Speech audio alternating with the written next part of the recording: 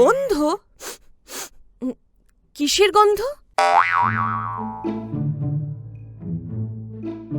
ইস, এ তো খুবই খারাপ গন্ধ। কেউ হেডমিস্ট্রেসকে ডাকো।